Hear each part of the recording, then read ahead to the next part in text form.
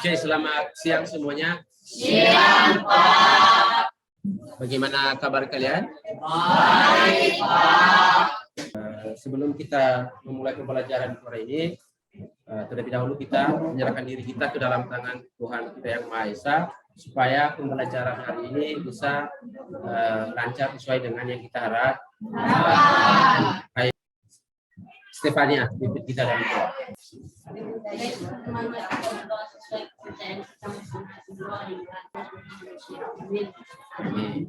Selanjutnya, sebelum kita masuk pada materi, Bapak mau absen dulu ya.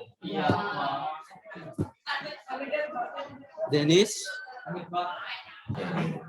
Nah, sebelum kita memulai pembelajaran untuk hari ini, Bapak mau mau mengingatkan kembali tentang materi kita sebelumnya. Ya, sebelumnya kita belajar tentang apa? Ayo, siapa yang bisa memberikan gambaran tentang pembelajaran kita sebelumnya? Oke, silakan Fadil. Tentang keselamatan dan kesehatan serta lingkungan hidup atau K3H. Ya.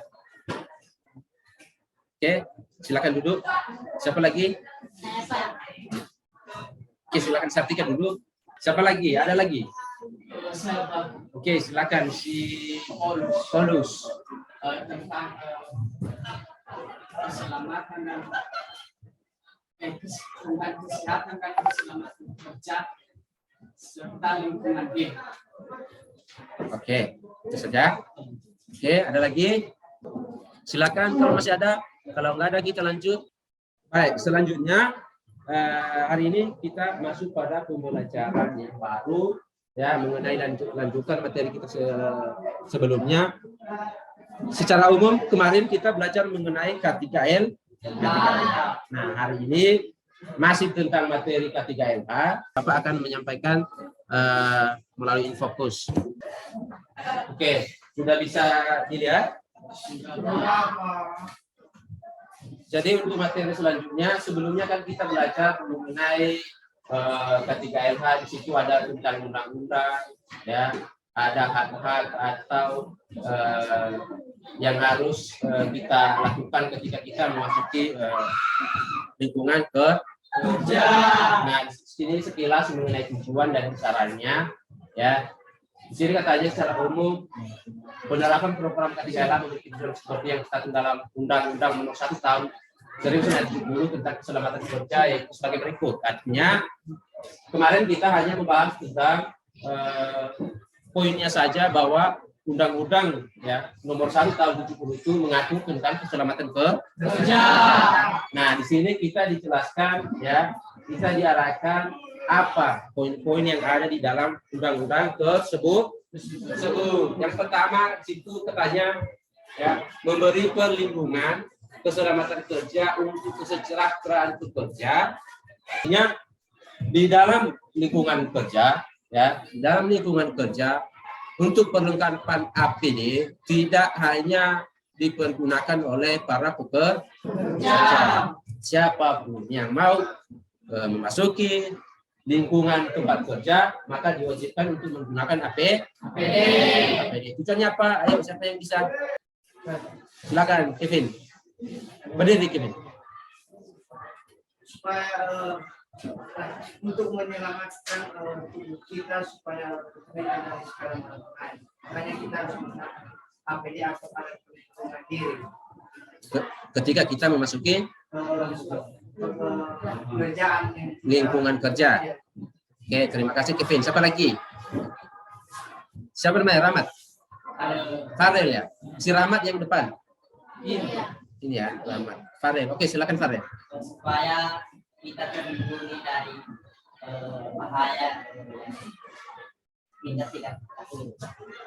Oke, terima kasih Farel. Siapa lagi? Oke, ya udah kita lanjut ya. Berdasarkan tujuan tersebut, ya, pelaksanaan K3LH dapat diaplikasikan untuk tujuan-tujuan sebagai berikut, ya. Pertama, sebagai tindakan untuk mencegah, ya, dan menghindari kecelakaan kerja, ya, melalui penyediaan fasilitas perlindungan diri. Apa contoh APD ya untuk masuk lingkungan pekerjaan kemarin mengenai pencemaran lingkungan? Yang oke, yang di belakang yang belum ngomong, silakan apa? Contohnya helm. Oke, istilah silakan. Apa saja APD yang perlu kita siapkan untuk mencegah polusi udara di lingkungan kerja? Masker, ya. Sarung tangan. Oke, benar seperti yang disampaikan bahwa kita harus mempersiapkan untuk mencegah terjadinya pencemaran lingkungan di daerah pekerjaan. Itu yang kita pakai adalah masker, termasuk sarung tangan, karena debu-debu yang di daerah tersebut dengan kita memakai sarung tangan otomatis juga tidak langsung menempel ke badan kita. Oke, selanjutnya sini fungsi dan manfaat ya. Nah, faktor-faktor kecelakaan kerja ini yang saya sampaikan ya, ada beberapa faktor-faktor kecelakaan kerja. Situ yang pertama yaitu faktor tenaga kerja. Ya, faktor tenaga kerja. Di sini kecelakaan kerja yang disebabkan karena faktor tenaga kerja antara lain dipengaruhi dengan hal-hal sebagai berikut. Yang pertama, karena terbatasnya kecakapan dan kemampuan bekerja yang bersangkutan, kebiasaan dan perilaku tenaga kerja yang kurang baik di tempat kerja. Nah, artinya pengaruh atau faktor ya yang menyebabkan juga terjadinya kecelakaan ini, salah satunya adalah faktor apa tadi? Yang pertama nomor satu tadi? Faktor tenaga kerja. Hal-hal apa saja yang biasanya dilakukan oleh tenaga kerja yang membuat kecelakaan kerja akan terjadi? Yang pertama, sikap, ya, perilaku. Itu juga salah satu pengaruh terjadinya kecelakaan kerja. Kemudian kedua, faktor lingkungan. Kemudian faktor manajemen. Faktor kesalahan penggunaan alat kerja. Ya. Kecelakaan kerja yang disebabkan karena faktor kesalahan penggunaan alat kerja antara lain pertama, peralatan kerja yang tidak memadai secara kualitas dan kuantitas dan kualitasnya. Siapa yang pernah menggunakan alat-alat pekerjaan bangunan? Yang pernah melihat ini siapa? Molen, siapa yang tahu molen? Itu mesin kan? Molen. Nah, ada yang tahu vibrator? Vibrator itu untuk pemadat tanah. Mengenai faktor-faktor ini ada yang kalian tanya? Ada berapa tadi faktor-faktor apa tadinya? Ada 4. Yang pertama apa? Faktor tenaga kerja. Kedua, faktor manajemen. nah, lagi Faktor kesalahan penggunaan alat kerja. sekarang kita masuk ke APD, alat pelindung diri, contoh-contoh dan fungsi atau manfaat dari APD. Bisa dilihat kan? Bisa. Nah, di sini kita membahas tentang alat pelindung diri dan fungsinya. Yang pertama di situ apa? Helm ya. Helm itu fungsinya apa?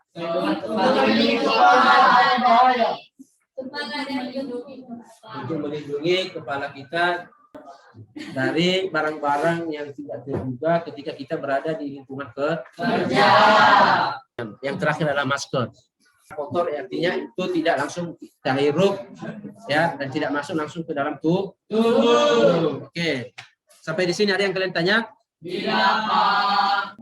Kalau enggak ada, sekarang kita masuk di ruang diskusi. Ya. Oke? Siap untuk ruang diskusi? Siap, Pak. Sekarang Bapak mau membagikan ini ya. Lembar kerjanya. Ya, Pak. Kelompok 1.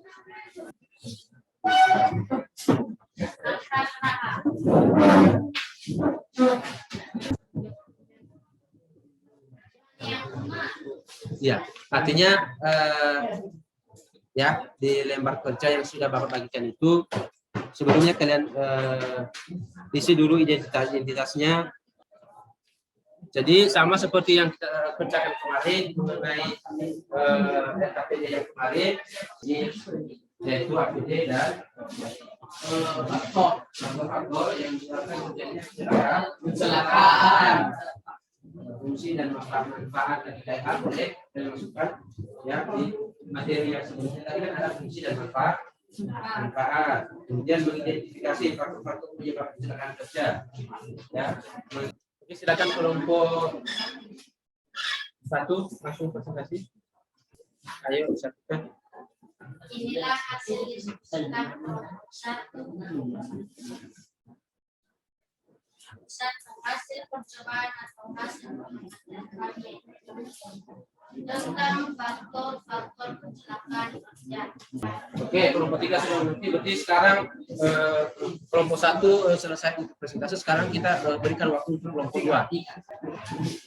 Baik, saya akan membacakan hasil diskusi kami dan kelompok 2. Hasil percobaan atau hasil pengamatan kami. Silakan kelompok 3 tempat presentasi. Hasil percobaan atau hasil pengamatan dan kami amati yaitu fungsi dan manfaat dan faktor-faktor kecelakaan kerja. Sebutkan apa saja arti atau faktor-faktor kecelakaan. Jauh dari kelompok 2 itu contoh dari kecelakaan kerja, yaitu seseorang yang tidak memakai atau yang tidak memakai APD seperti helm. Nah, setelah selesai diskusi kelompok dan presentase, akhirnya hari ini untuk pembelajaran kita akhiri. Dan sebelum kita akhiri, ya, meminta dulu salah satu dari kalian siapa yang bisa membuat kesimpulan tentang pembelajaran kita hari ini. Oke, silakan Istilah. Ya. Kita selalu teliti dalam mengerjakan sesuatu. Dan selalu memakai peralatan-peralatan yang dibutuhkan di setiap ada kita di tempat kerja. Oke, terima kasih Istilah tentang Istilah. Siapa lagi? Ketika dulu. Ayo udah sampai di sini. Kesimpulan yang saya dapatkan kami bisa tahu beberapa faktor tentang kecelakaan kerja, yaitu faktor tenaga kerja, faktor lingkungan, dan faktor manajemen dan faktor kesalahan. Oke, terima kasih untuk Satika, tepuk tangan. Siapa namanya? Karen. Oke, silakan. Supaya kita selalu memakai atau menggunakan APD atau alat pelindungan diri baik di lingkungan kerja maupun di lingkungan masyarakat. Oke, itu aja. Ya. Oke, terima kasih. Semoga ke depan ya pembelajaran semakin lebih baik lagi dalam melakukan pembelajaran di kelas, ya, baik dari guru-guru yang baik, ya, dari siapapun yang masuk di kelas ini. Semoga kalian semakin aktif, ya, makin aktif dan lebih kompak untuk melakukan pembelajaran. Nah, untuk tugas, ya, tugas sebelumnya nanti saya kirim melalui grup WA, ya, seperti kemarin tugas kita kirim melalui grup WA. Ya, oke, kita kirim melalui grup WA. Oke, selanjutnya sebelum kita pulang, ya, sebelum kita pulang, mari kita berdoa sesuai dengan kepercayaan kita masing-masing. Ayo, siapa yang mau mimpin? Bapak, saya. Oke, silakan Istilah. Dari teman-teman, kita bisa berdoa. Amin. Oke, selamat siang, silakan pulang. Ya, Pak.